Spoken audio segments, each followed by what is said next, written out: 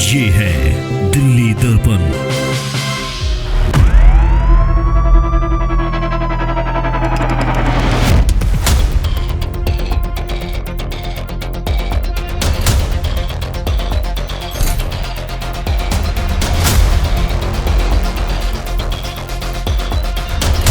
Delhi police में करोड़ों की डील।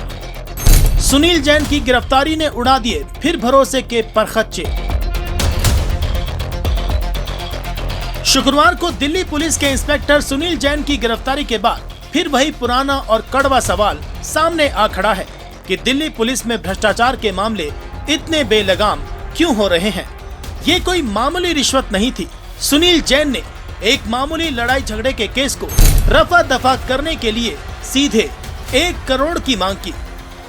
सौदा 70 लाख में तय हुआ और फिर पहली किश्त के तौर पर 30 लाख रुपए लेते हुए वो अपने भाई समेत रंगे हाथों गिरफ्तार हो गया। लेकिन अब सवाल ये है कि क्या दिल्ली पुलिस का एक इंस्पेक्टर अकेले इतनी बड़ी रकम की हिम्मत कर सकता है या फिर पर्दे के पीछे और भी बड़े अफसर इस खेल में हिस्सेदार हैं? क्या और नाम भी सामने आएंगे? मौका मामूली था और डिमांड करोड़ों की। शिकायतकर्ता के पास मोबाइल रिकॉर्डिंग भी है जिसमें पूरी डील की बात दर्ज हो चुकी है।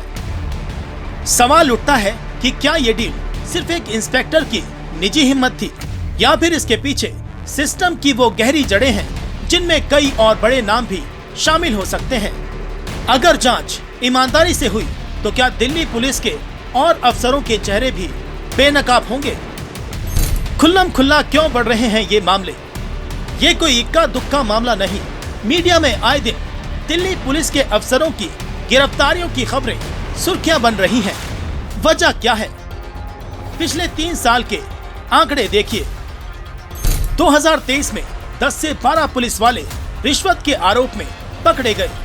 2024 में ये संख्या बढ़कर 30 पहुंच गई। 2025 में अब तक 24 गिरफ्तार हो चुके हैं, जबकि साल के अभी 5 महीने बाकी हैं। आखिर ये सिलसिला रुक क्यों नहीं रहा? डर क्यों खत्म हो गया और शर्म क्यों गायब हो गई? क्या सब की जड़ उस फैसले में है? कई जानकार बताते हैं कि दिल्ली पुलिस के हालात तब से ज्यादा बिगड़े जब पूर्व पुलिस कमिश्नर राकेश अस्थाना ने एसएचओ को एक थाने में 3 साल और एसीपी को 4 साल से ज्यादा न रखने का आदेश दिया। मकसद था सिस्टम को तरोताजा करना। लेकिन हुआ क्या? ऐसे इंस्पेक्टर एसएचओ की कुर्सी पर बैठ गए जिनका नाम भी पहले कभी चर्चा में नहीं था। जिन्हें मौका मिला उन्होंने जनसेवा की जगह इसे कमाई का लाइसेंस समझा। अनुभवी एसएचओ कम हुए, ईमानदार अफसर हाशिए पर चले गए। कानून व्यवस्था की रीढ़ समझे जाने वाला स्पेशल सेल भी कमजोर पड़ गया। 3 ही साल तो मिले हैं तो कमा लो। थानेदारों की पोस्टिंग 3 साल की तय है। कुछ इंस्पेक्टरों की सोच बनी, न जाने अगली बार मौका कब मिले या फिर नहीं, तो क्यों ना अभी जितना कमा सकते हैं कमा लो। नतीजा रिश्वत लेना पुलिस का अधिकार बन गया और पीड़ितों से भी पैसा वसूला जाने लगा। अवैध शराब, नशे का कारोबार, सरकारी जमीन पर कब्जा, अवैध निर्माण, ये सब पुलिस की काली कमाई के सबसे बड़े अड्डे बन गए। डर के साए में पुलिस और जनता की सुरक्षा की बजाय अपना डर बढ़ाए।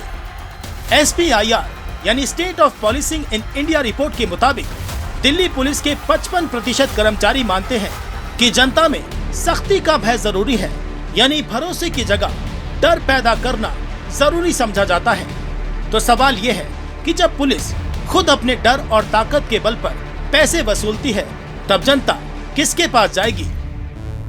नए कमिश्नर के सामने सबसे मुश्किल इम्तिहान। अब दिल्ली पुलिस की कमान संभाली है SBK सिंह ने। 1988 बैच के IPS दिल्ली पुलिस के अहम पदों पर रहे, सिस्टम को भी जानते हैं और दिल्ली को भी। मगर मुश्किल ये कि उनके पास सिर्फ 6 महीने हैं। क्या इतने कम समय में SBK सिंह इस गंदगी को साफ कर पाएंगे? बदल पाएंगे उस सिस्टम को जो करोड़ों की डील को भी नॉर्मल मानने लगा है? अब आखिरी सवाल, क्या भरोसा लौटेगा? जनता अब पूछ रही है कि पुलिस अपराध रोकेगी या अपराध से पैसे कमाएगी। क्या दिल्ली पुलिस फिर से भरोसे के लायक बन पाएगी या फिर ऐसे ही सुर्खियां बनती रहेंगी? इंस्पेक्टर फिर रंगे हाथों रिश्वत लेते पकड़ा गया। आप क्या सोचते हैं? नीचे अपनी राय हमें कमेंट करके जरूर बताइएगा। क्या दिल्ली पुलिस सुधर सकती है या फिर मामला इलाज के बाहर हो चुका है? राजेंद्र स्वामी, दिल्ली दर्पण टीवी।